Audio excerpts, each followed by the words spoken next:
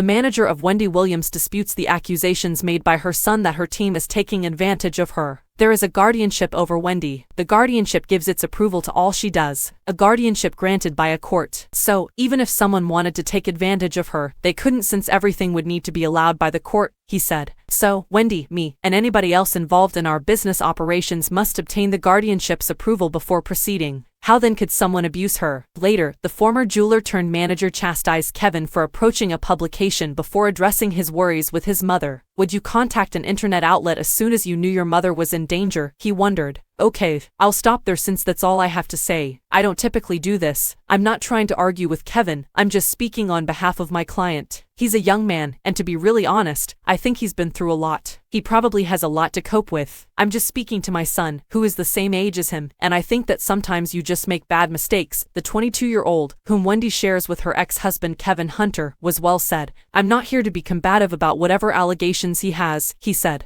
He has a right to an opinion. I'm just trying to get the message through that as adults, let's take responsibility and use common sense. Someone like your mother was on the verge of death. Why would you visit a website to talk with them about it? Sean Zanotti, Wendy's agent, seconded the idea. The public is harmed by the publication's release of misleading narratives, which was done with the intention of publishing stories before they had undergone thorough vetting. This behavior is also unethical and unprofessional. We ask that everyone continue to pray for Wendy's health as she recovers from 2 incredibly difficult years, she stated. Well, also disclosed that Wendy is now in a better place. He stated, she's progressing very well, in reference to the former The Wendy Williams Show host. She seems in good shape. She seems to be in good health, and I think she's doing fantastic. Current day. I'm not a medical professional, but that's a summary of Wendy's current condition. The former daytime talk show queen is currently residing in a wellness center, according to Well. She is handling things day by day. Another problem is, does anyone ever inquire, how's she doing? Is anyone even interested?